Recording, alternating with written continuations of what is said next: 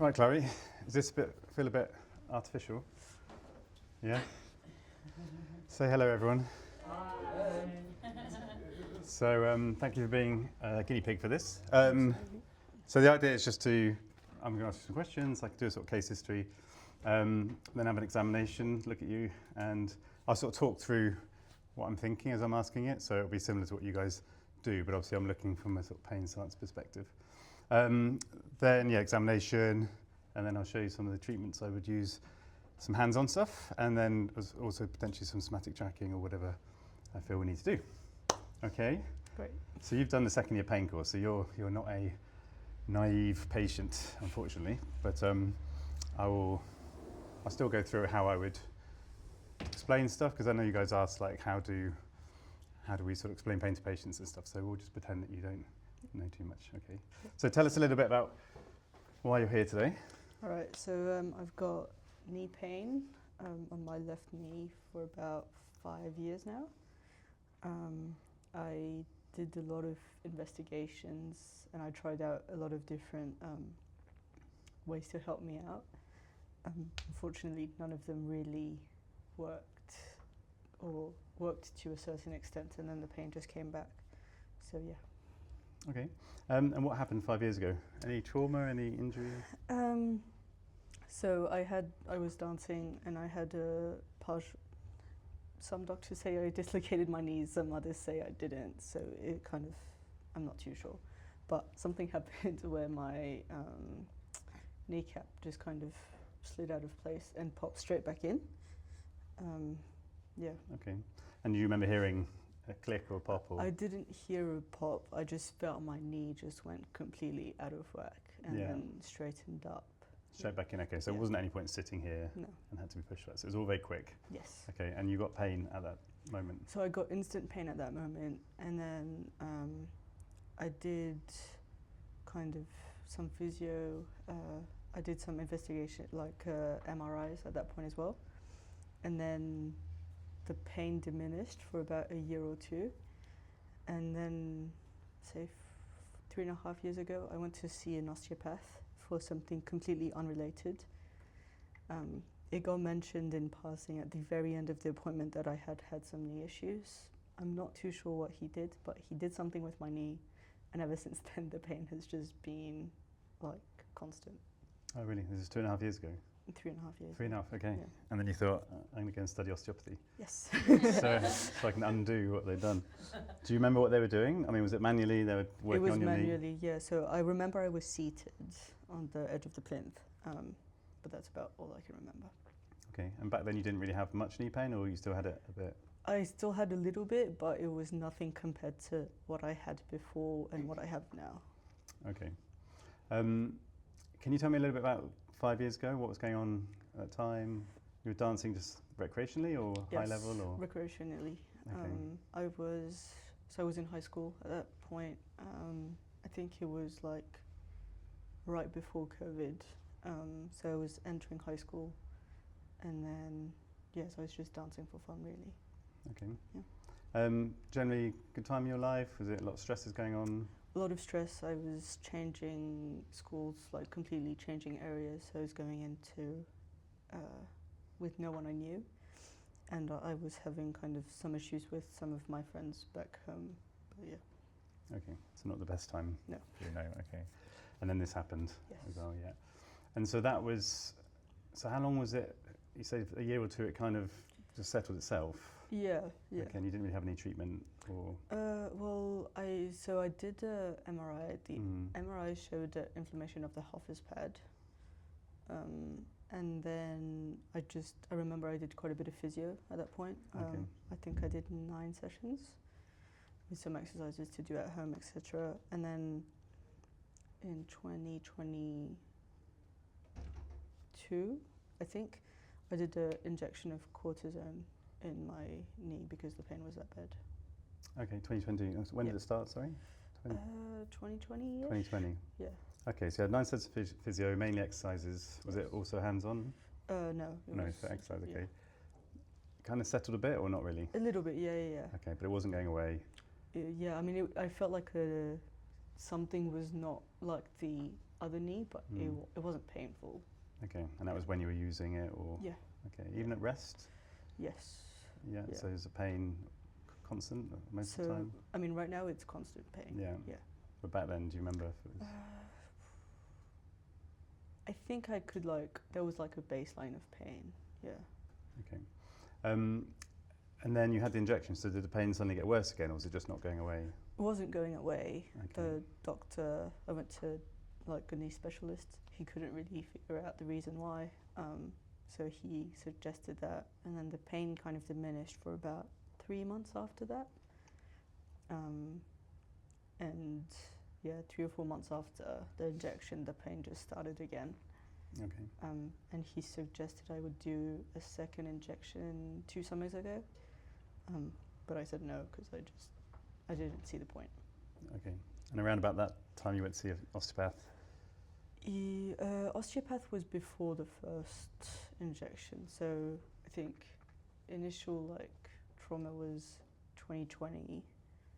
And then I went to see the osteopath in 2022, Jan. Okay. But after the physio? Yeah, yes. Okay, so you had some physio, kind of getting better. From what you said earlier, it sounded like you were in a okay place. Yeah. But then the osteopath did something without you necessarily asking for him to do that. Yeah. And then the pain increased, Yes. and then you had an injection. Yeah. Okay. And then it worked for about 3 months, which Yeah. is good. But then it kind of came back. Yes. And then you've had it since then. Yeah. At the current levels. Yeah, I mean, obviously there's some moments, especially I realize that during exams and stuff like that, the pain just kind of spikes, but it's constantly in pain, yeah. Okay. During the day, when is it worse, or when is it slightly better? I think it usually gets worse after if I do a lot of walking around, or if I've had a big weekend, just busy. But yeah, I don't really think that every day is the same. Okay. And do you have any periods when it's not there at all?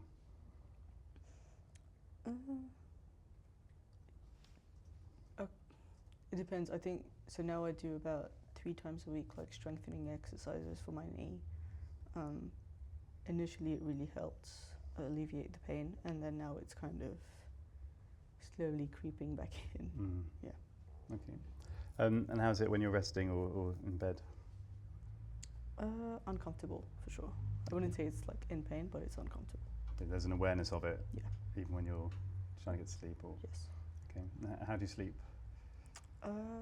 I usually fall asleep quite rapidly, and then I wake up 2 or 3 times during the night, just not necessarily to go to the toilet or anything, just because. So just come out to sleep? Yeah. Okay. And are you aware of your knee at those times? Not necessarily. Okay. And if you sort of roll over, does your knee give you any sharp twinge or anything? I wouldn't say anything sharp, no. Okay. So you're kind of aware of it as you go to bed? Yes. But once you're asleep, it's not too bad? Yeah. And then when you get up in the morning, straight away, or it comes on later? Usually straight away. So as soon as you stand up on it? Even just laying in bed, I Okay. can, yeah. So you wake up and then you become aware? Yeah. Okay, cool. Okay. And you've seen some amazing osteopaths here, I understand? Yes, I have. Yeah, in your 3rd year. Was that you? I mean, I saw Jess, but for something unrelated. Okay, cool. Yeah. Okay, so just pause on that. So obviously it's really important to go back to when they had the pain, see what their general lifestyle is like, stress levels, etc. Because that's going to, if you remember the pain threshold versus what the tissues are doing, we're trying to work out if it's up here, like serious injury and popping, or is their thresholds quite low, and therefore it would take a lot less to break through that, their cortico-limbic threshold. Yeah, so a lot going on, which means it's going to be lower, which means it would take less impact, less strain to cause pain. Yeah, so less damage. She can't really remember it's staying out or anything. It's quite quick, and you can hear a noise and feel a pain and sort of put the 2 together and think that was the same thing. So we're not sort of questioning her or saying it's not true at all, but it's, in my mind, it's a bit muddy as to whether it did massively dislocate or whether it's just a really painful twinge and a bit of a pop of kneecap. So it's 5 years ago, so it doesn't really matter too much. You know, tissues do and should heal. And then you've got a sort of story of it kind of getting better, but clearly there's still an awareness of it, and maybe there's a fear that something's still damaged. So you get a diagnosis of inflamed Hoffman's pad, which is just a normal bit of anatomy that's unhappy. It's a bit inflamed. So it's an orthopedic diagnosis, but whether that serves any purpose is a sort of bit of a question mark. And then there's like an unsolicited hands-on on a knee that she was kind of dealing with, which is probably not great. So not to say they did anything to damage it or anything, but the fact that, you know, it's kind of safe in a way. You know, you're dealing with it yourself, you're on top of it, and then someone comes in and goes, oh, let me have a look, and does something. That is going to sort of violate your space, but also massively bring your attention to that area. So it's it's quite common for something to flare up when someone's kind of tried to do something when they haven't actually sought help or properly examined it or properly addressed it. Because if part of what we're going to do in a minute is to examine it, discuss it, and then try and get convince her that it's neuroplastic pain, basically, that the pain is not necessarily from ongoing inflammation and nociceptive pain, and that it is more increased awareness of a potentially still damaged body part. Yeah, so someone's just suddenly going and doing something can really violate that. So it's not, it's common, unfortunately. They probably didn't do anything per se, but they were clearly there at that time when it kicked off, and they were causative. And then the injection. So most injections last about 3 months. That's the normal sort of time frame of the anti-inflammatory and the cortisone and the lignocaine, the anaesthetic. Wears off after about 3 months. So that's blocking all nociception, and it's dulling the area. So the fact it works doesn't necessarily confirm that there's a problem. You're just removing input from that area. So what they should have done really is said, you know, this is great, we're going to give you a 3-month window to help break this problem. You've had it for quite a long time now, it's probably healed nicely, but unfortunately the pain is being sort of amplified and potentially constructed from normal inputs. Yeah, so what we talked about last time is sort of predictive processing of pain. So it's like sort of carpet bombing the area. It's a bit like a lumbar facet injection. If it works, brilliant, but it should be a window to rehab it and, you know, do some mindfulness and kind of try and turn off the unnecessary input from it. Yeah, so just because it worked doesn't mean it necessarily there was inflammation there. And that 3-month period is common. And then you've just been kind of left to deal with it and getting on with it. Okay, so the fact it's constant, and again, when they say constant, you have to tweeze out, is it constant? Normally there's good times and bad times, there always is. But it may be like heavily distracted versus focused. So in the middle of the night, she's not aware of it, which is great. But as soon as she wakes up, her brain's calculating the day, what am I going to do, get up, and it's going to project the knee, and it's going to cause pain. So, you know, before she's even moved. So these are things when I unfreeze the timeout, we go back to our patient, these are things I'll bring out. So the inconsistencies in her story. Yeah. Back in. So thank you for that. Obviously, you know, quite a traumatic story. 5 years is a long time to have a lot of pain. How does it make you feel? I think right now I'm just kind of, I don't really mind the pain anymore. I'm just over it. I know that usually a 21-year-old shouldn't have as much pain. So I'm just trying to find ways to either help reduce it or like stop it. But I know that it's just something that's there right now. So yeah. And having pain, as you say, 21-year-old shouldn't really have pain. You know, how does that affect you? It's not great. I think now I'm just it doesn't feel great, but once again, I think it's just, I've kind of accepted the fact that I'm in pain. I'm just trying to deal with the pain. Yeah. And when you think about it, and like especially the 5 years and the different people and stuff, does it conjure up anything? Does it make you annoyed, frustrated? It makes me kind of frustrated that obviously the osteopath I went to just did something without really asking or whatever.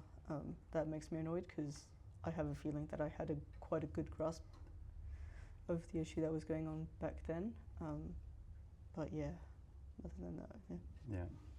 So a sense of amount of frustration, maybe even anger A at little that, bit. yeah. And your just general situation, I mean, the fact that you still hurts all the time, how do you see your future with your knee?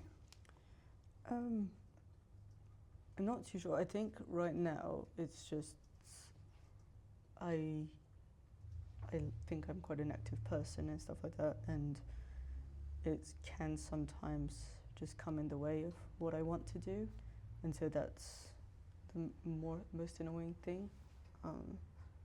Yeah, I know that I've said several times in the past, like if I could just like cut it off or replace it, it would make like so much easier. Obviously, that's not an option, but yeah. Yeah, okay. So again, you sort of, yeah, your sort of outlook is not quite as rosy. No. A bit more bleak, yeah. Okay. And obviously, there's a ton of people staring at her now. So if you weren't here, we'd probably go a little bit more into that, because obviously there's a lot of, you know, if you have pain in for the future, it's clearly not a nice thing, and there's going to be a lot of sadness there and fear and etc. So as we're talking about it, I would dive into it now, but always just kind of like, you know, ready to back out and if she doesn't seem like she's ready or wants to talk about it. But the fact we planted some seeds, and she said early on that when she's got exams, it's worse. So she's already opened that door, which is great, and that means we can talk about that in the future. Okay, and so you're kind of accepting that the pain's there, that it might be there for a long time. What do you think is actually going on? Honestly, I've got no idea. I know that I went to see kind of the same specialist this summer, and he said that it was still an inflammation of the Hoffice pad, which with my knowledge now doesn't really make sense, because it doesn't make sense that it would be inflamed for 5 years. So I don't really know what's going on. I know that some people have told me I've got patellofemoral pain.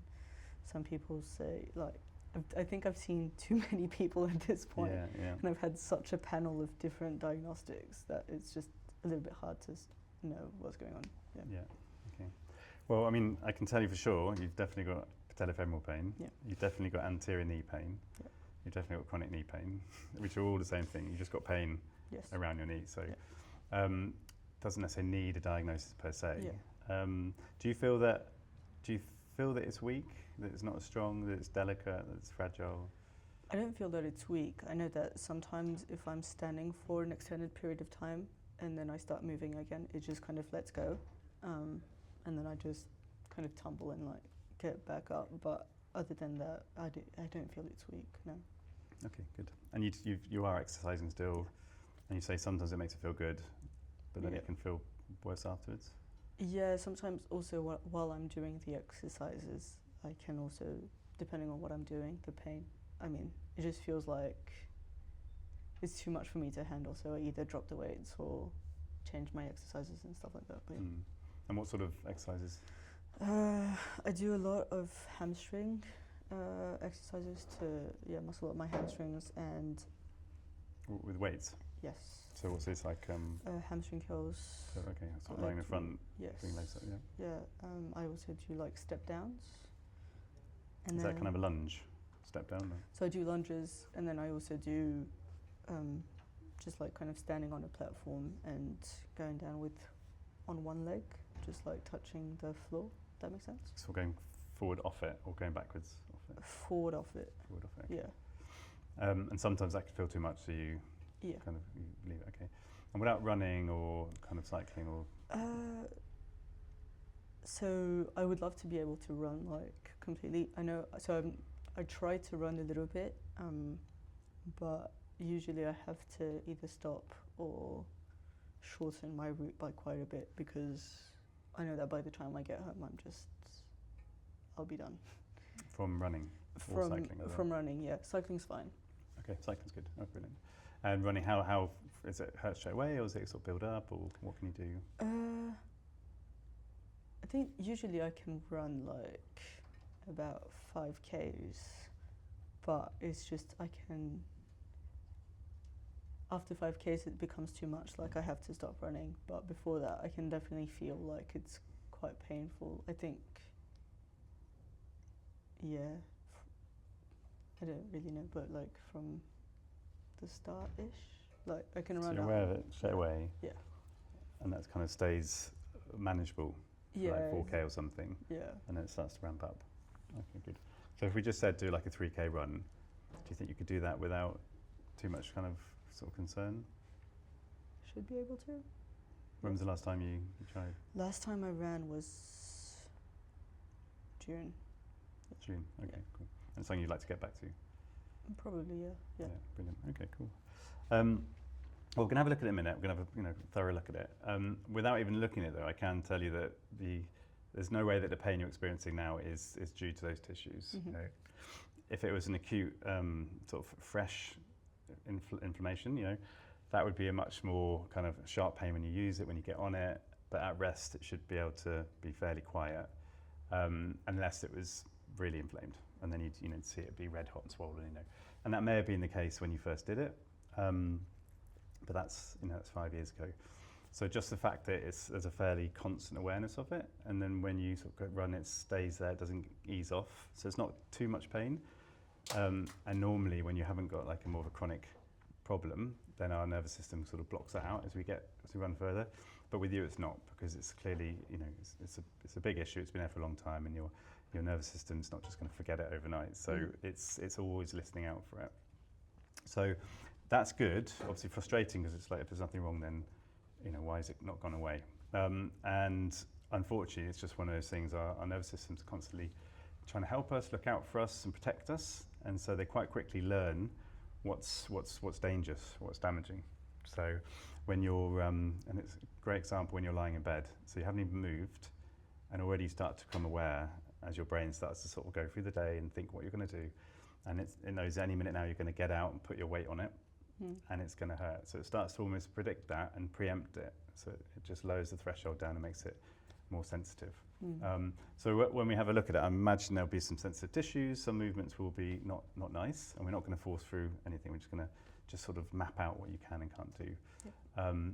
But yeah, and we're going to constantly come back to this idea that the tissue is not as damaged as you think it is, that it may or may not have damaged in the past. That's almost relevant, like assuming it had, but it will have healed.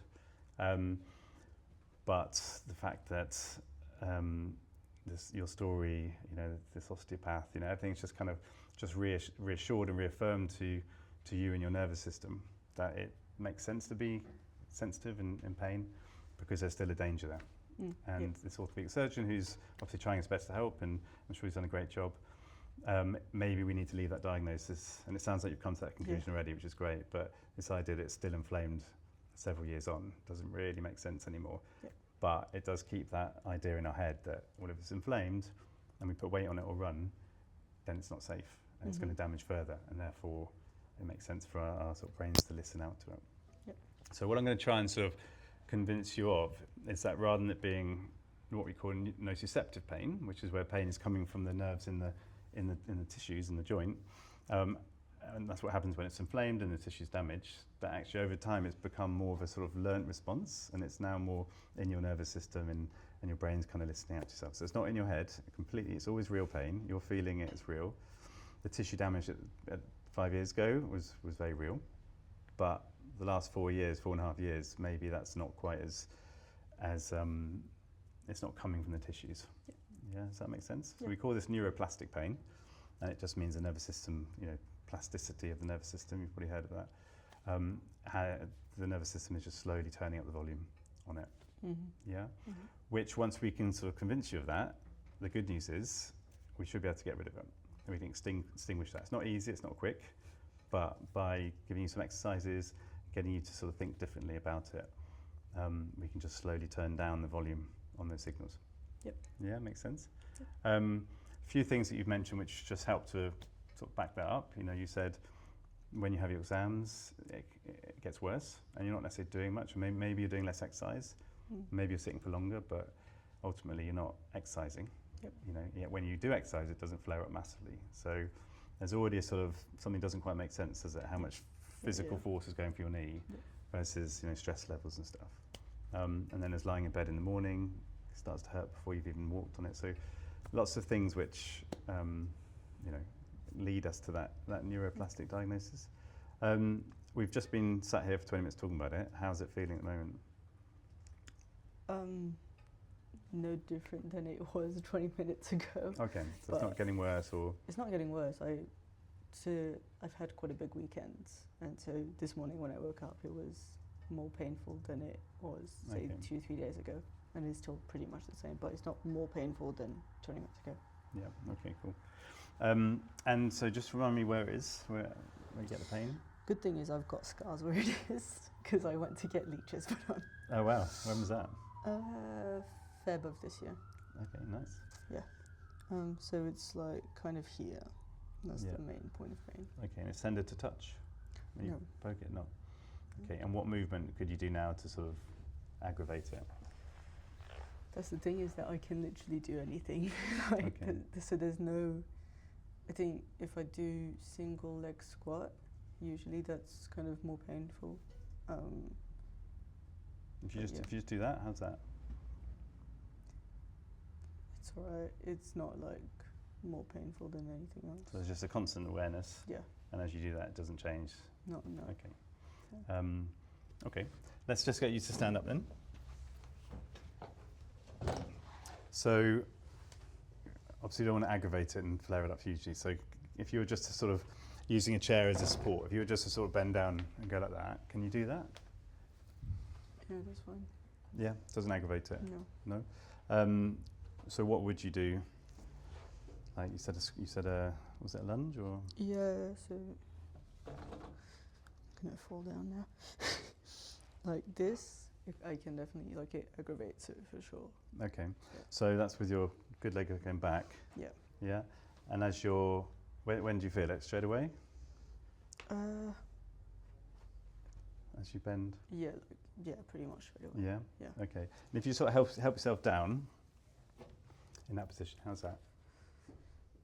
It's not worse than when I was sitting. So that's fine. It's just Yeah. Okay, cool. And if you just curl your toes underneath you. Okay. And if you just gently go back up, how's that? Yeah, not the greatest. So increases it a bit. Yeah. Same as when you go down, or not? No, less. Less. Okay. So going down's worse. Okay. Yeah. Brilliant. All right. Let's get you on the couch. So I haven't got any tissue paper. I just got your really nice sort of morgue tissues, morgue pillows. Any questions about anything?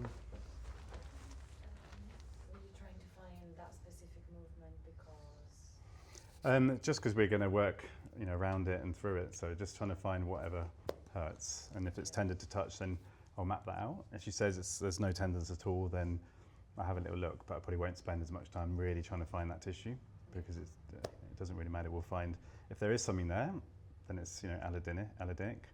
But ultimately, if it's neuroplastic pain, then whatever's sensitive. And as we slowly learn to extinguish it, then it will just settle down. So I'm not too worried. I mean, because we got an orthopedic diagnosis, I would spend more time trying to,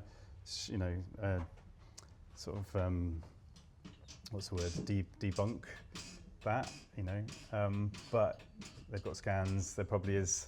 I mean, it won't be inflamed after this time, but it may be. They'll give a white signal, which means there's fluid in there, and etc. But we know pain can also cause that from the neurogenic inflammation and stuff. So it's happened and it's just stayed there, and she's not maybe using it as much. Remember we talked about the descending effect for the motor cortex. If you've got pain and it turns the volume off, so every time she does something, it's increasing the pain, but it's also turning the muscle off a little bit. So again, you're not getting a conditioned muscle as well as you would if there's no pain. So again, the findings kind of aren't that relevant at this stage. Okay, so I'm just going to have a little feel of your good knee. I'm just going to drop this back just so that your hamstrings are loose. This is where... Okay, you had just drop back. How are you feeling with everyone watching you? You okay? A bit awkward. A bit awkward, isn't it? I was trying to get the other room, which has got like a window, but that probably would have been even weirder. Yeah. Okay. Any pain there? No. So I'm just doing a normal knee exam, nothing special, just seeing how much sort of gapping she's got locked out with a little bit of a bend.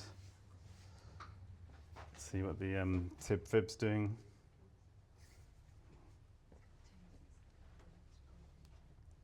So I just want to be able to sort of compare the two sides. Make sure that the kneecap moves nicely, that the quads aren't holding it too tightly. And this one's okay, not too much pain? No. Okay, cool. I'm just going to do the same. I'll be a bit slow and just tell me if anything feels uncomfortable. How's this? Yeah, it's a little bit uncomfortable. That's fine. What, when I take it? Other way around. There? Yeah. Okay. And that's putting pressure on that, yeah. On the outside's okay? That's fine. Yeah. How's that? It's alright. Feels a little bit tender when you like put When I push pressure. in Yeah. more from that side? Yeah, So if I do it from here, it's... that's fine. Okay. So there is tenderness. Yeah, a little bit. Yeah. Is that in the kneecap? Just bring the other one up for a second.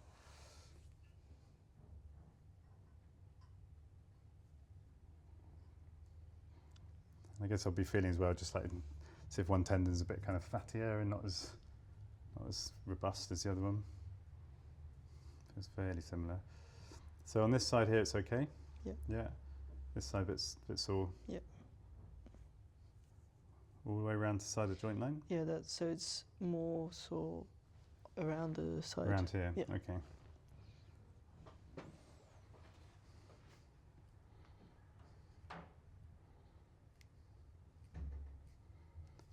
All the way into...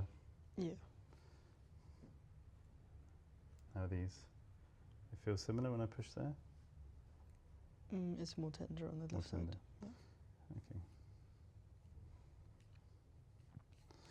So it doesn't mean tell us anything other than it's tender, but again, it's stuff we're going to work with to make it less tender. It does seem a little bit more global now. If it was a kneecap dislocation, you'd expect it to be more around here rather than all the way around to sort of medial collateral. Okay, just going to drop the load down, thank you. How's that when I move the kneecap? That's alright. Yeah? Any pain there? No. No, so there's very little like guarding of the actual kneecap. If it was a kneecap that dislocated, then if you've got recurrent dislocations, there's normally a bit of apprehension as it's going towards that point. Doesn't seem to be anything there, which is good. So it's more like patellar tendon sensitivity on the medial side, and then the joint line, and then the medial collaterals. Yeah. And you've had sort of people gently massaging it and doing some articulation, things like that, or not? Yeah, I mean, when I went to see the guys at the clinic last year, they did a lot of that. Yeah. I'm just going to gently move it from left to right. How's that feel? It's not too bad. Yeah? Yeah. Doesn't feel great, especially when going medially. Okay, so when I go laterally, that's okay? Yeah. You say it doesn't feel great, it just feels like Yeah. something more visceral, just not nice. Or Yeah. is it locally tender? It's more locally tender, I would say. Okay. And that's a bit worse there? Yeah. Okay. Drop it onto my knee for a second. So the fact she's tried lots of manual therapy, I would still probably do just normal manual therapy for a few sessions to see how much, but giving her to understand it's not broken, it's stronger than she thinks, and getting her to do some exercises, getting under the radar, so going, just like we said, a 3-mile run, 3K run's okay, let's just do that, don't do anything more. Just get it to the point where you can do that, or do some squats in reverse, so the brain's not thinking about it, so you're building it up, eccentrically. Is this okay? Is it working now? But because we've only got one session now to cure her, yeah, so that's probably, I'd probably do that for a session or two, maybe not dive into things like somatic tracking, etc. straight away, and just see if we can, because all this is really tender, it doesn't need to be. So again, getting to understand that the awareness of that area means everything just gets guarded, it gets a bit tighter, but also just the threshold goes down, so everything becomes more sensitive. So this muscle here, well, it's tender, it's not going to be damaged or anything. Yeah. It's just hypersensitive, yeah? The knee itself feels good. When I'm gapping, it doesn't feel nice to you, but in terms of laxity, it feels really good. AP shear, medial lateral, so that's really good. And that's probably why the surgeon or the orthopedic guys saying, yeah, not quite sure, there's probably still inflamed, yeah, because he can't see any major damage. So that's good. So we know your knee is strong, yeah? Yep. Do you believe that? Yeah. Deep down? Yeah. Yeah. Yeah, not really. Oh, that's fine, that's good. We don't expect them to go, yeah, of course. I'd rather they say no. What kind of leads you to think that might be is still weak? I think it's more like it doesn't happen all the time, but sometimes when I get up or when as I said, like standing for a long period of time and shift my weight, I feel like sometimes, I just kind of can't really put weight, like the knee kind of buckles underneath me. Okay, so you kind of, an absence of strength, Yeah. yeah, makes it feel weak, Yeah. which it kind of is in a way, Yeah. exactly that, yeah. But we know that muscles go weak when there's pain because the nerves are trying to stop it, or the nervous system is trying to tell it, don't do it. Yeah, if there's fear deep down, we're not talking about you and your sort of conscious brain, we're talking about your subconscious, like your primordial animal brain is just saying, this is not safe. And therefore it sort of shuts off the supply to the muscles. So it will be real, it's true weakness, but not necessarily because it's, you've lost some of the tendon or it's damaged, etc. It's just trying to protect you. And because you're not using it full strength, it is actually going to be a bit weaker. But that's a normal sort of deconditioned amount of weakness. That's stuff that can come back really easily. Yeah. So the weakness you're experiencing will be more because of the pain than actually the tissue damage. Yeah. Yep. Let me let you sit up again so that you're not straining your neck.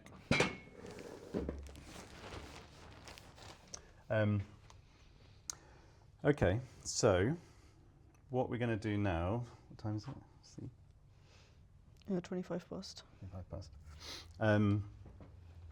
Yeah, I think because of the setup with everyone watching, etc., if we did manual therapy, it probably just would flare it up. It would be a bit sore. I'm not going to achieve anything from that. That's not to say it wouldn't be useful.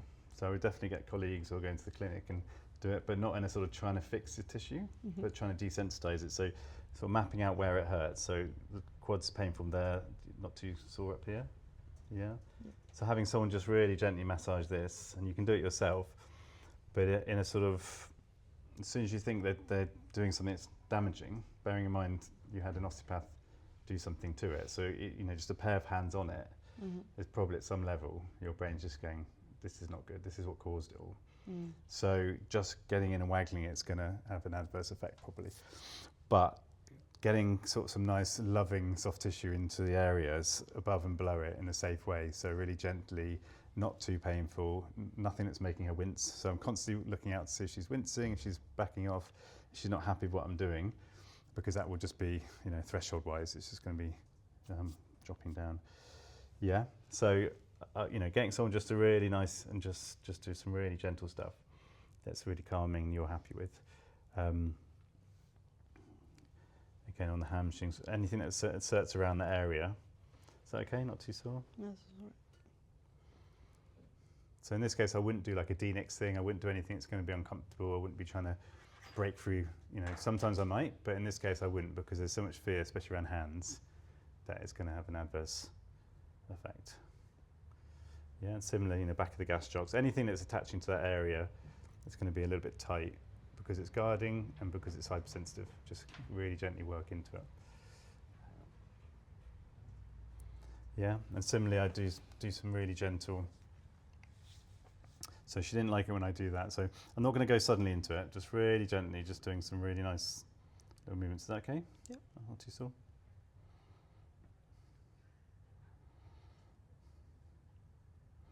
So again, you're just sort of desensitizing tissues towards the painful range, but not going into any pain. Yeah. So soft tissue massage, articulation, but all the time just trying to encourage a sense of safety. Yeah, it's okay, not too sore. Yeah, that's all right.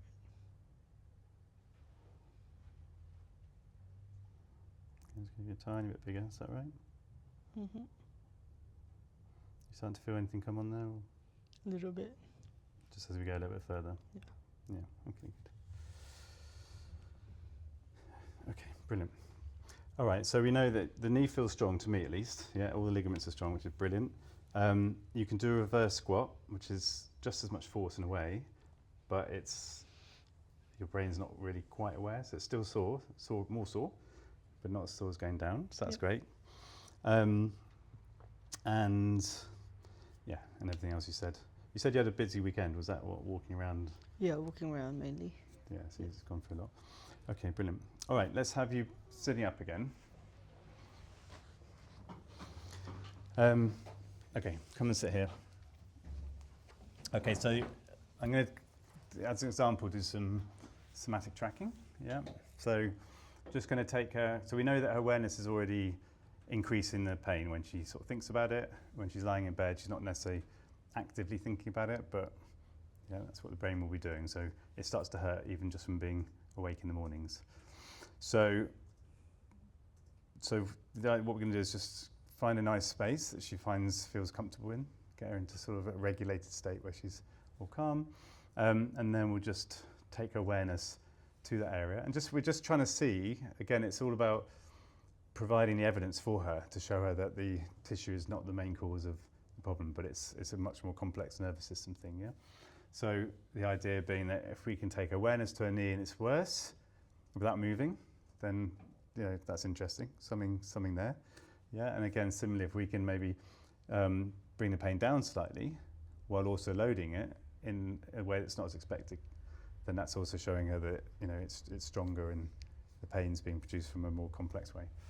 Yeah, so it's about sort of her prediction now, her brain prediction is movement, walking, tension, anything through it is predicting pain. So the norm for her now is pain. We talked about when you suddenly violate a normal prediction, so you're going to do something and you don't expect pain, and suddenly there's pain because you've damaged something. That violation of prediction is so sort of shocking to your nervous system that it then starts to really listen out to that tissue.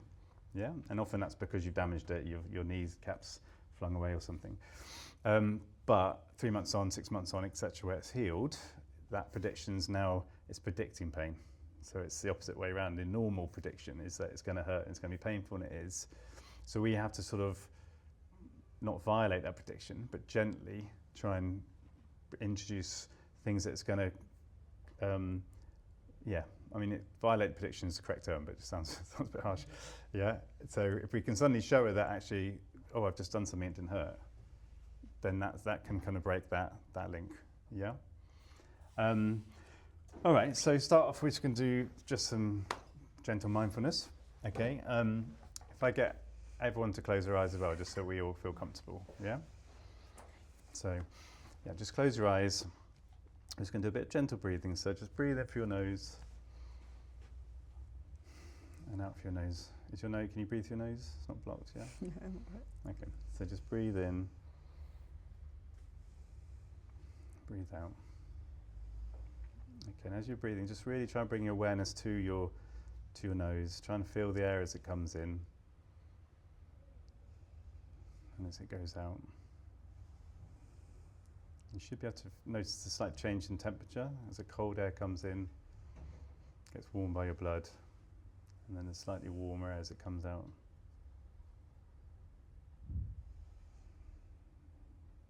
Again, as you're breathing in, just bring your awareness to your chest as it rises, as it falls as you breathe out.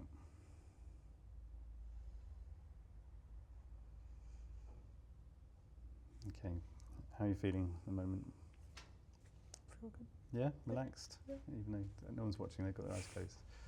Okay, good. All right, we're just going to do a bit of a body scan now. So as you breathe in, bring your awareness to the top of your head. See if you can feel your scalp. Feel your hair, or feel your bald skin if you're me.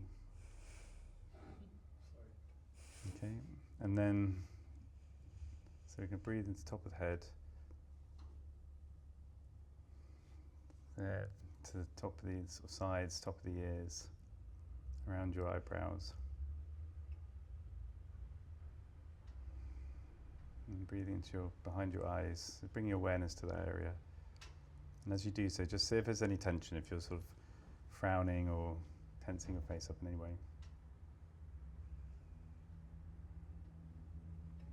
And then bring awareness to your nose. Again, the cold air as it comes in, and it warms as it comes out. And to your cheeks, your jaw. feeling for any tension you might be holding there.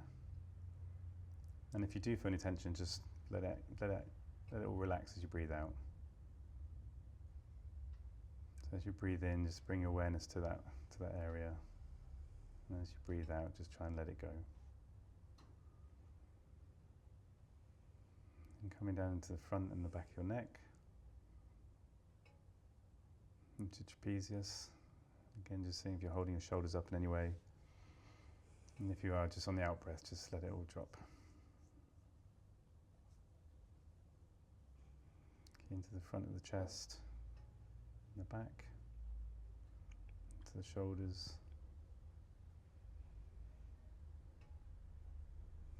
Coming down into your sternum. Breathing into your belly. Small of your back. Down to your pelvis. Into your buttocks. Into the tops of your thighs. Into the middle of your thighs. And at the bottom of your thighs. And just bring your awareness to your knees. The tops of your shins. Into the middle of your shins.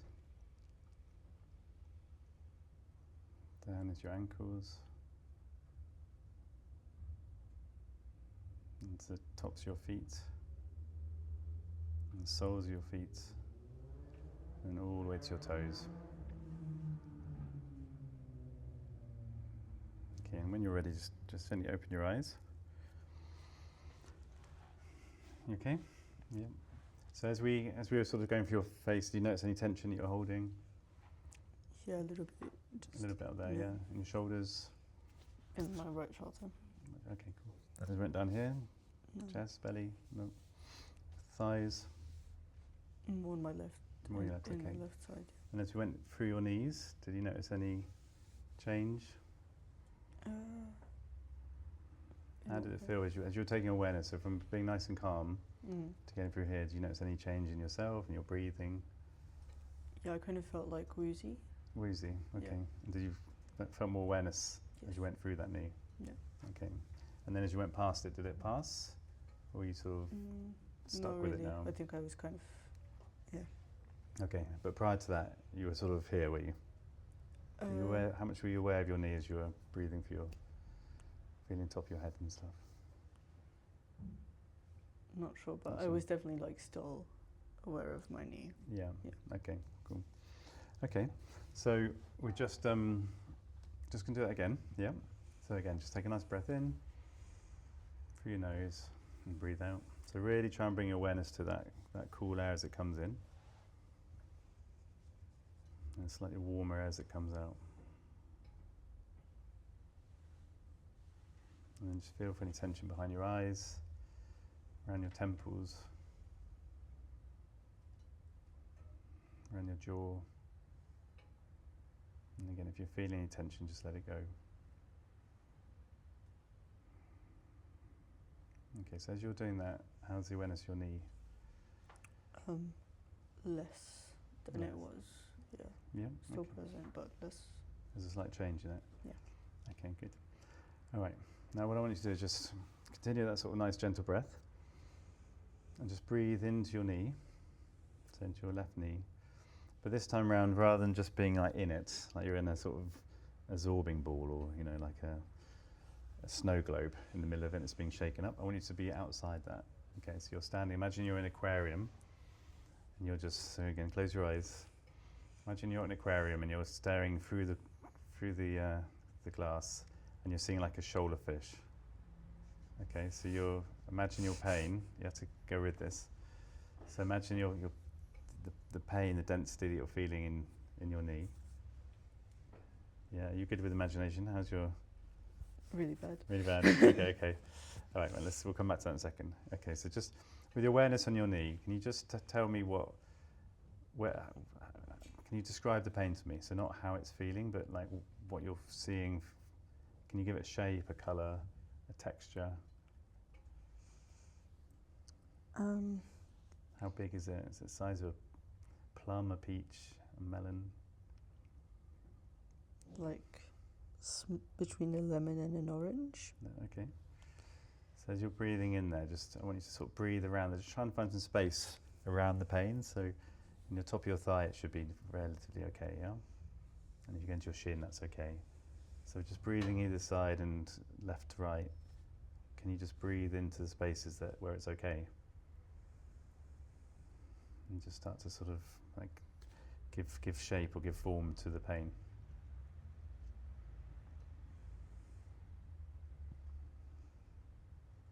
Does it have like a firm edge, or is it kind of, I don't know, more spread out, like, I don't know, like Ribena in water or something? Or is it like a firm, can you see the edge of it?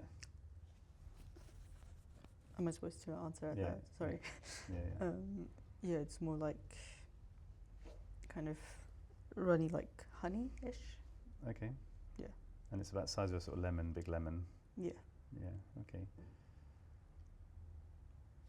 Okay, so just keep imagining that. So there's a big honey-like lemon in your knee. Yeah. Is it yellow or has it got a different colour? I would say like the color of my skin. Okay. So just kind of a tan colour. All right, just keep breathing around that lemon. Do you like lemons? Yeah. Yeah. Have you had lemon juice? When did you last drink lemon juice? Gosh, I don't know. Ever? Yeah, no, probably this summer. Okay, probably with some sugar though. It's a bit tart, isn't it? Yes. Okay, so you've got honey, so I like that. You've got honey lemons, so it's sort of sweet. Okay. Now, as you're breathing, just imagine that lemon. This is where you have to create some sort of well, like you're trying to, with fish and stuff, you can make it compact and swim away. With a lemon, I'm like, okay, thinking on my feet here. How do I make a lemon? What can I do with it? Okay, falling off a tree. You ever seen lemons growing on trees? Yes. Okay, brilliant. Okay, let's do that. Okay, so back in, just feeling the knee. Just while we're looking at that lemon, yeah, so it's a honey, it's not honey coloured, but it's got the consistency of honey, yeah? Mm. Okay, just go back to your face and your jaw, just feel if there's any tension in your eyes, in your jaw, in your chest. Does anything else come up when you have your awareness on your knee? Some tightness in the chest, feeling your belly? No? No. Okay, and keeping your face nice and loose. Okay, so come back to the lemon. Where do you see the lemon? You say you saw one in the tree. Was it In holiday? Australia, sorry. Oh, Australia, okay. Yeah. So what was it nice? What was the weather like? Yeah, sunny. Yeah, okay, so it's a nice hot sunny day in Australia. Who are you with? Family, friends? Friends. Friends, okay. Nice day? Nice memory? Yeah. Okay. So you're having fun in Australia. Sun's beating down on you as opposed to the cold gloom of England. Yeah, and you were looking at that lemon on the tree. And then, do you remember it just fell off, or did someone sort of knock it off? Or I grabbed it off. you grabbed it off? Okay, great. So what I want you to do, so still think about your knee. I want you to imagine putting your hand around that lemon. Okay, nice. Feel the sun. Can you feel the heat on your neck? Yeah. Yeah. Your friends are sort of, what, they're watching what you're doing, or Yeah, making me steal the lemon. they're making? Oh, it's stealing. Okay. Yeah. This is getting deeper. Okay. Well, let's, before the farmer chases you, let's. Okay, so I want you to grab that lemon, and then what do you do with it? You ran off with it. Yeah, we needed it for dinner. Okay, so you put that lemon in your pocket, and as you do that, how does the pain in your knee feel? Like Does it increase when you pull it away? Does it go down a bit? I'd say it's more like concentrated, so like smaller. Smaller Like, size? yeah, smaller Okay, size. so we've got a mini but lemon now. More, yeah. Yeah, okay, brilliant. So that, I mean, that's part of ACT therapy. So that's actually giving it shape, its texture, because pain is just a thing, and you're in it, and that's it, and you just run away from it. So your brain's not very good at kind of sitting with it. So learning to be with the pain, despite the pain, is an important part of ACT, acceptance and commitments therapy. But they also use it in sort of pain reprocessing. So the idea being, you're trying to put some humour to it, you're trying to get them to think about their pain from outside. It's a bit of a Buddhist perspective. So you're non-judgmental, non-questioning, rather than being in it. Yeah, because a lot of time it's just like, oh, it hurts, and you don't want to go there. So by being able to sit there and examine it, and you can talk about breathing around it, you can talk about looking for texture, yeah. And the idea being that if you just say pain level 5 out of 10, that may not change over weeks, so you're not really getting anywhere. But actually, it can go from being a red hot fiery ball to a sort of like a polished conker, and that's quite, in terms of the effect and what it does to you, the emotional side of the pain. That's quite important, and that would dictate how much you can do despite the pain. So, by the fact it's a lemon, that's quite nice. And then as we breathe through it, and we brought in a bit of like heat and a funny thing, rather than being like all death and gloom and pain. Yeah, that's what they call positive affect induction. So you're inducing a positive state while being with the pain. And the fact it just shrunk a little bit is really nice. So that kind of tells us that the pain, as you're feeling it, is not 100% because of the knee, but there's a lot about the awareness and the, you know. Yeah, that makes sense. You're getting cold, by the way. Do you want the top? Bit, yeah. Yeah. Can I have my jacket, please? Thank you so much. Trying to look at all the subtleties of the patient. So shivering. Similar way to cognitive functional therapy? I mean, that's borrowed from stuff. That's just that they've created this thing. So I don't know it really, really well, but I imagine it's about you're going to bend down, you're fearful of your back, and therefore you can't do it. So it's about probably making light of it and pushing through it. I don't know how much they sit and give it a texture. I don't know. Yeah. Yeah, so a bit, from what I understand, these things are all kind of approaching in the same way. They're trying to sort of erase the prediction and get away from the fear and the anguish of it. It's just different names, but it's the same, similar approach. Yeah, I mean, CFT is getting popular because they've done some big studies, and now they're teaching it in a lot of the hospitals, and physios are learning it, so it's definitely a good thing to get under your belt. ACT therapy, they're doing all the pain clinics, so really useful. Sorry, say that again? ACT therapy, Oh, ACT, acceptance and commitment therapy. It's a new CBT. So CBT is cognitive behavioural therapy, and that's more about you see someone on the street and they don't say hello to you, and you're like, oh, what have I done to offend them? And you go to a negative narrative, but it's more about I wonder what's going on with them, you know. So it's sort of getting out of your head in a way and being less negative in your thoughts. Whereas ACT therapy, which is the next wave of cognitive therapies, introduces mindfulness and sitting with the pain and not being pulled into it. So you can be there despite the pain, and then they talk about value direction. So what can you do despite the pain? So this is kind of more for someone who's got chronic everyday pain. It's stopped them doing everything and they're not doing anything anymore. Obviously we've got someone who's highly functional, they're still getting on with life, you know, they're not really there. So I wouldn't be talking about value directions and stuff. I'd be trying to extinguish the pain. Yeah. So that's like more than enough for one session. Like we've shown her that the pain can go into the size of a small lemon. Yeah. And we come back to, as homework, I would say, can you do that? So drop into a nice relaxed state. Yeah. Just breathing through your nose. If you've got a mindfulness audio tape, listen to that. And then what you to do is just drop into your awareness into your knee. And as you're doing that, do that, just sit, think about it for a second, and then come back to your face. And, you know, if you're tensing and anything that's coming up. And if there is, then you can just sit with that for a second. Some people might feel like a real lump in their throat or a real, thing, it's like a fight or flight response, I guess. So they're feeling something in their chest as they think about their pain. So you can come back to that and get them to breathe through that and try and let that dissolve. Yeah. The positive effect induction bit is about bringing something slightly, not necessarily humorous, but just lighter than it is. Because obviously you have to be careful about making jokes and making it too fun. If someone's like, this is not fun at all. So but you're trying to lighten it, because pain is fearful. You can't really if pain is being produced by the nervous system, you can't really, and it's because of danger. We've talked a lot about it's a signal of danger.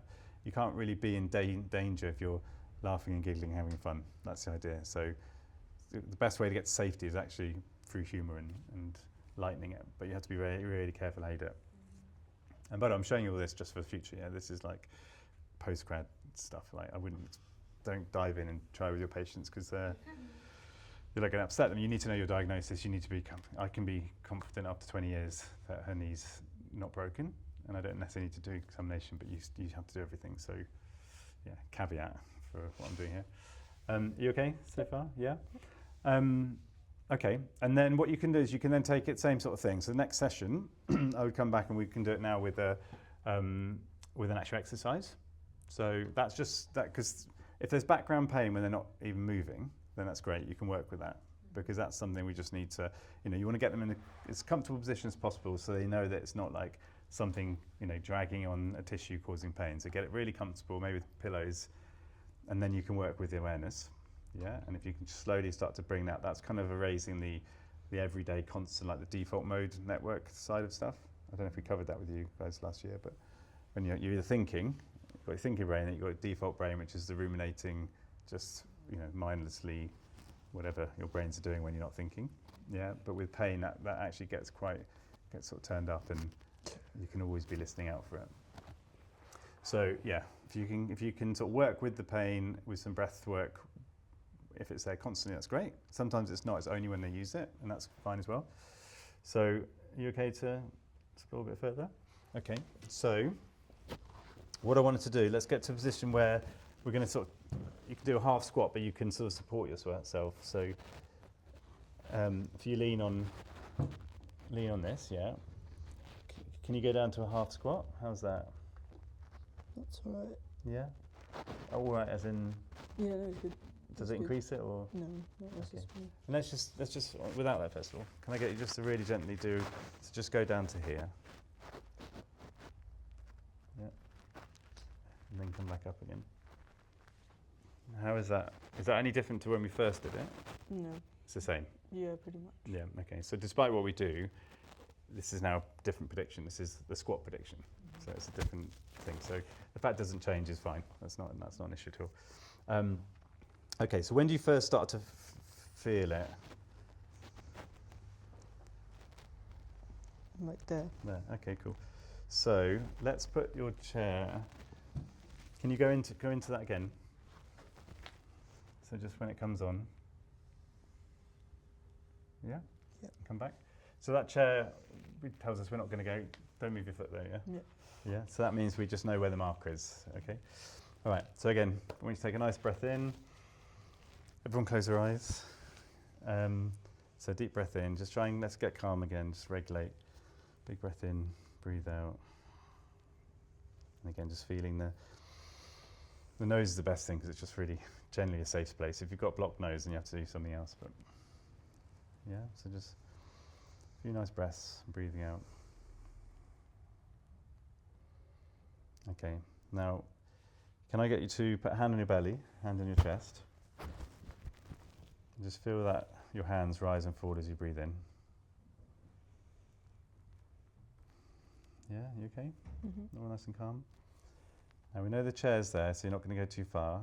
I just want you to really focus on your breath, focus on your chest and your hands, and just really try and keep your focus there. Eyes open or eyes closed, whatever makes you feel more sort of comfortable. Yeah, I'm just going to squat just to touch the chair and back again. And back, that's good. Yeah, and just breathe in. Don't do the squat yet, just breathe back in. So you want to get back to a state where your nervous system's just calm and you're safe, yeah? Just you, me, we're not going to get you to do 20 squats. You're not going to go for a 5K run, yeah? Nothing's going to damage your knee. You just need to sort of reassure your nervous system that's the case, yeah? Okay, when you feel nice and calm, let's just go down again and come back up. How's that? Does that change it in any way? Yeah, I guess so. Slightly less. Slightly less, yeah. Yeah. Okay. Good. So and again, you're still doing the squat. Okay. But it's like you're still doing that movement. Yeah. It was more painful, but it's slightly less painful. Yeah. Which again just kind of helps to tell us that at least some of the pain if not all of it, is coming from your nervous system. Yeah. Yeah? That makes sense? Okay, so again, I would just do a little bit of that, and then next week do a bit more, and just like, getting it to the point where it can actually do that. As you go further down, there's more stress on that. Your brain's, amping up the predictions. It's going to be thinking, getting more fearful of it. Yeah, and if you hold it for a long period, it will start to ramp up, and then it's like it'd be painful all day. So this is not going to magically get rid of it, but it's just slowly putting it back in the bag until eventually, hopefully, it goes away. And with this, would you, the same way you would recommend to do the body scan in their own place, would you recommend to do this as well, or would it be a bit too? No, sit down again, just to rest it. Not really, but would it be too much to recommend to do this in their own place as well? In their own place, isn't it? Yeah, Home. like at home. Yeah, no, definitely. Yeah. And it's all about just finding safety. So I'm using breath work because it's nice and easy. Some people don't like it, and that alone will stress them out, or closing their eyes in front of people, even just me, will stress them out. So it could be like, have you got a favourite song? It's just really is what puts you in a sense of safety. Where's your safe place? Yeah. And sometimes you imagine that. So like, what's your favourite place in the world that you can just like switch off? Is it in a bath? Is it, or you can get them to think of a holiday, or just invent a place and try and imagine that. So it's either using imagery or real touch sound. It could be smelling something. It doesn't really matter, but it's about getting them in a sense of safety and not danger, and then showing that if you keep the strength of that safety message and then go into what's the danger message, then it just reduces this. And it's by just reducing it a little bit, or adversely, even if it flares up massively, just a change from the noise. If it's just the same, it's much harder to use that as proof that the brain's involved. Does that make sense? Whereas if it suddenly flares up tons because you're thinking about it, like much more extreme pain patients would be like, you take the awareness there, and there's like, and they're climbing on the couch, and you're like, sorry, take a breath. That's cool. Okay, well, sorry about that, but that's really cool. All you did was take your awareness to your knee, and it's shot up. Like, you haven't put pressure on it, you haven't done anything. Like, that's not because of the knee being damaged, So you're using evidence from their case history, which we did before, and yet using evidence from what you can do in the room, or from their awareness of themselves, to just break this idea that this is damaged, and it's weight bearing that causes the pain because it's damaged.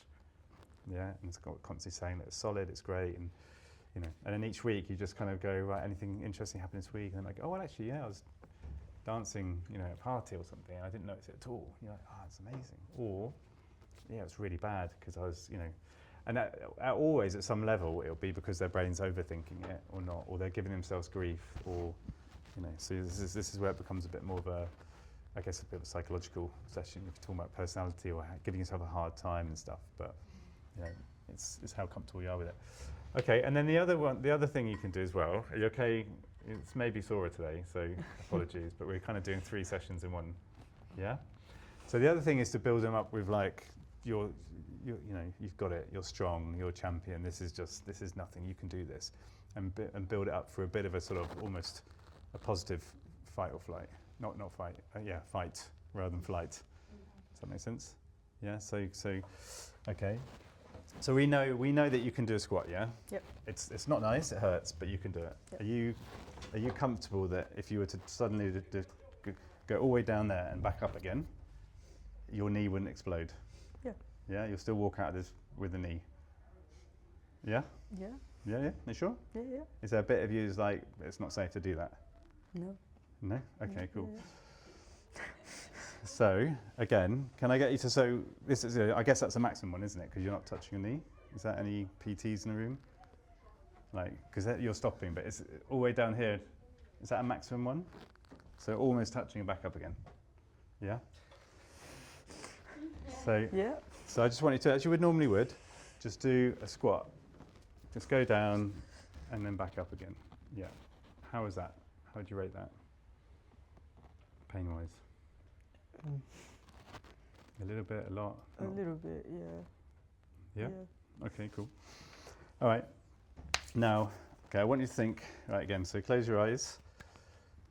All right, now you're just, you're running, you've been running, you've just done 4.5K of a run. Yeah, you're starting to get a bit fatigued, tired, your knees starting to hurt a bit more. You're really, you're getting into that 5k mark where you tend to get more pain. It's not nice. Yeah, plus you've had a bit of a crap day. You had an argument with someone this morning and you've got an exam tomorrow. Really not good. It's not a nice place to be, yeah? And you're in the 5k, you've gone past the 5k mark, your knees starting to hurt, it's starting to really annoy you. Yeah? Are you feeling annoyed?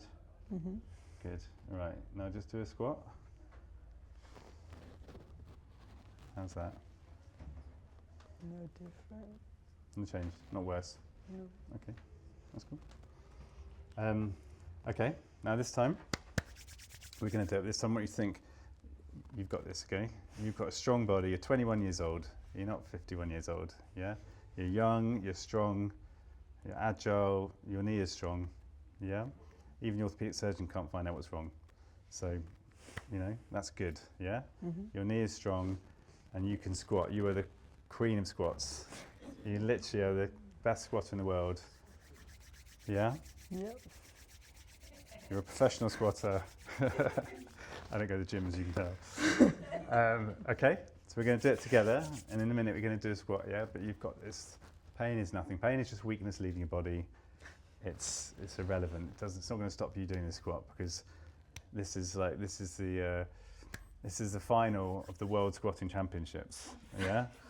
And you've got this, and you're going to do it so well that the audience out there are going to go berserk. Yeah? Okay. So, you ready? Yeah. You ready? Drum roll. Oh God. Ready? 3, 2, 1. Now do that squat. Oh my gosh, what the heck? How was that? That felt really awkward. Yeah, for me as well, don't worry. I didn't feel the change in my knee. So it didn't increase it? Increase or decrease it? No. So you still felt it? Yeah. Yeah, okay. And that's fine, because it's awkward. She's awkward, so she's not in a safe place in the slightest. Yeah, so that's not, none of these things like, oh, it didn't work, that's awkward. It's just, okay, fine. But that sort of thing with someone, I had someone the other day with what was it, Achilles problem. He's had it for 6 months and it won't go away, and he's had loads of rehab on it, and etc. And we like doing that sort of thing. And no pain. So, you know, sometimes each one works better than others, and that's fine. So I probably wouldn't do that again. But we've got the imagery, and what was the other thing we did? Just the putting a safe barrier to the movement, so they're not going to go through it. So you've kind of like, they know there's safety. They can't. That worked as well. So there's 2 really cool things there, which I'd build on. Yeah. But as I said, for this, I'd probably do soft tissue massage for the first. You're just trying to desensitize it, show it's safe. But because of the history, you might not, you know, of the osteopath, etc., that may not work. So it's just about exploring ways in, getting into a sense of safety, and constantly asking them how they feel, what they think is going on. What do you think we just talked about? Yeah. It's not you telling them; it's you working with them to show them that it's actually safer than they think. Yeah. You can't just convince them of it. You have to work with them to come to that conclusion. Yeah? Yeah. That's it, really. No magic. Thank you. Thank you so much for coming. Happy to do some more work on it other days without everyone in the room, just to help extinguish it, yeah? But that's really useful, I think. Was that useful? Yeah. Brilliant. Thank you so much. Cool. Thank you. Any questions? You can stay or go. You can stay and listen or go. 12. Does anyone have any? You got to be anywhere or? No. Okay. Any questions then for? I don't know, it feels, I know we're not trying to do this now with our skill set, but don't you risk by recommending, for instance, to do that movement just up until it feels manageable and okay, with all the safe environment that they can create? Doesn't it feel like there is a risk for them to do the movement but looking for the pain and then being stuck in that, and they're at home, so the patient doesn't maybe have the tools to come out of it, and then they're in that state of like already. Yeah. You do have that risk. These are all relevant things. So you have to sort of work. You know, you don't want to put something that's going to become a crutch. You know, put some tape on it might be really useful, but then it becomes part of the problem. So anything you can do temporarily to make them feel safe, as long as you're saying this is just temporary, as we retrain your nervous system. Thank you. And I'd probably use more analogies. Again, this is like 5-6 sessions in one go, but more analogies about a frightened rescue dog that's trying to you're trying to get them to come out from behind the sofa. You can't just go, come on, get out with it. The more angry you get, the more it runs away. So anything that can help that that rescue dog feel comfortable, but then you slowly bring it away so it can just do its own thing, kind of thing. Yeah. So that was just because I think with a squat's quite a big thing. So to go all the way through it might not change it because her brain's going to be listening out too much, which is why I wanted to put a barrier. So we're just assessing that first bit because I think it's been there 5 years. It's not going to suddenly just, oh yeah, it's not there kind of thing. And she's had my sort of second year neuro classes, so she's been learning about this herself. So it's, that could be a negative as well because it could be blocked. So yeah, in this example, I just wanted to just measure the first quarter or whatever of that movement. But yeah, with the guy with Achilles, it was just the full movement. There was no barrier, but he's doing weights. So once he can do it pain-free without weight, then it's easy to load on. And as soon as it starts to get painful, you just back off a little bit. So it's kind of finding what you can do safely. And it's no different to like Gray's Institute of Functional Technique. They'll be like they're more about, do you know the GIFT course? Some people do it in this college now.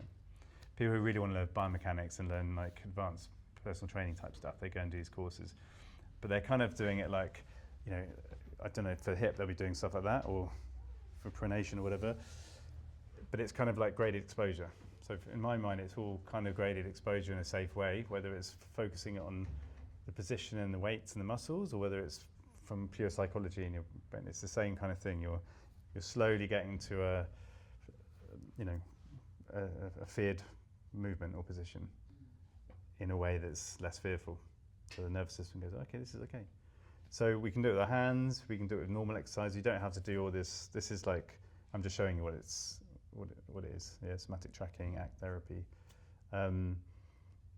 You don't need to do any of that stuff, and just slowly be introducing safety into their body with hands-on and exercise.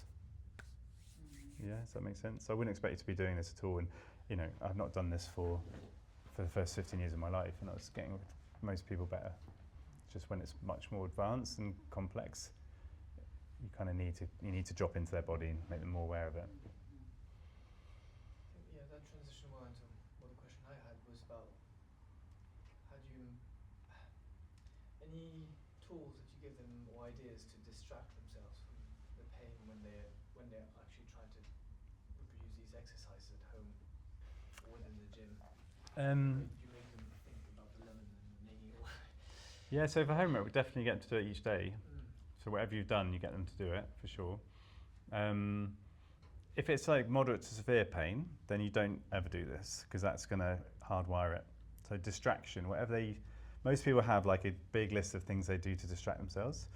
And that's great. So you don't say like, well, that's not useful. You go, brilliant, that's what it says purpose. But you also have to be acknowledging it and dropping into it in a non-judgmental way that's not making you, does that make sense when I sort of do that, in your pain rather than like looking at your pain, looking down.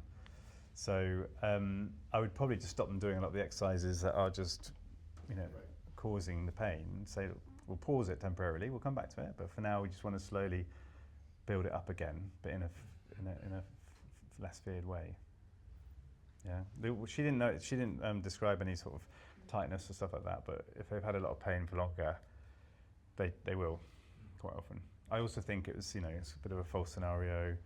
It's quite stressful for her, and we've mentioned stuff which is clearly quite emotional, and she doesn't feel safe to talk about it, and etc. So that's going to be a big factor, and probably like she wanted to get out of it quite understandably. So yeah, these are all just little things you kind of have to work out. So if they did have a list of things to distract themselves, you wouldn't advise them not to use them. Right? It's fine if you don't. No, it's just if they're doing it all the time, Right. Yeah. then they're never going to retrain their brain. So you have to decide whether to pull them away completely or not. If So it's I was trying to gauge what's the limit. Yeah. yeah, and actually, if they can do stuff where they're not feeling it, and they listen to music, looking at the sky and stuff. That's great. But most people are, again, my guy the other day, he's in the gym, like most people are in the mirror, doing these exercises he's being told to do, and that's just reinforcing it. So I'd be like, turn away, face the other way, try and see how many moustaches you can see on people and how many pink outfits or whatever, you know, silly things while you're doing the squats. We talk about metronomes, so like listening to a sound outside rather than internally thinking. So there's all these things you can add to it. But ultimately you need to introduce safety and try and extinguish that kind of block. And do you do, sorry, that was there something else? No, I was just saying if they want one.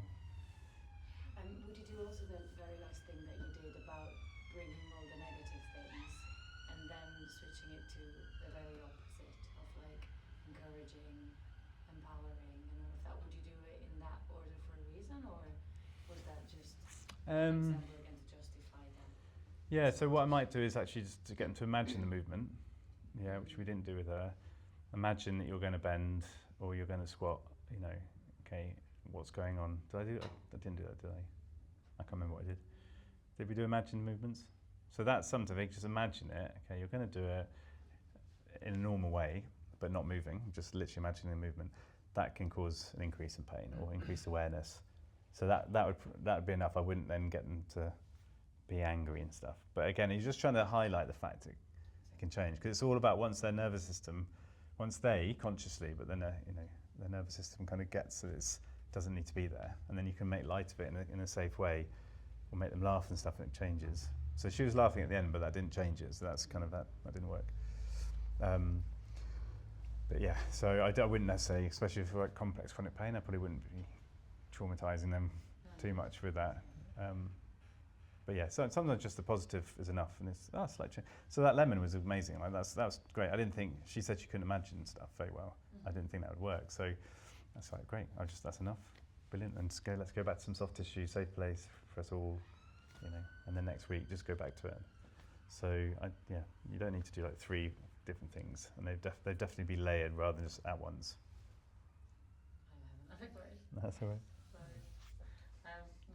When you do hands-on, when you do the manual stuff, would you also add like imagination body scans as well on top of it, or is it too much sensory?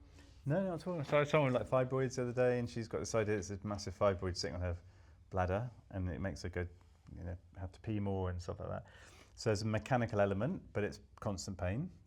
And I was trying to separate the fact that you do have this fibroid, you know you've got it, and it is putting pressure on your bladder, but it doesn't, you know, a pregnant woman doesn't feel pain from that baby because it's a positive thing, but it's clearly a big weight on their bladder.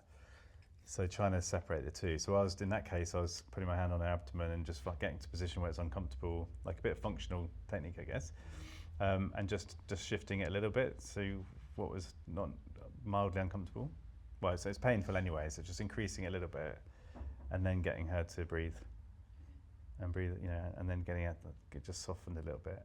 So just she could start to see like, oh, okay, so maybe, and this is someone who's really tied to the idea that this is causing the pain because it's a fibroid, and a doctor says it's causing the pain, you know, and I'm like, you know, it may or may not be, but it could also just be sitting, and we know people have fibroids with no pain, so you know, there's no reason why it would be causing the pain. Yeah, makes sense? Brilliant. Thank you. Pleasure. All right, well, yeah, good luck. The CFT thing's a good course to do, if you can. But again, I always say to students, you've got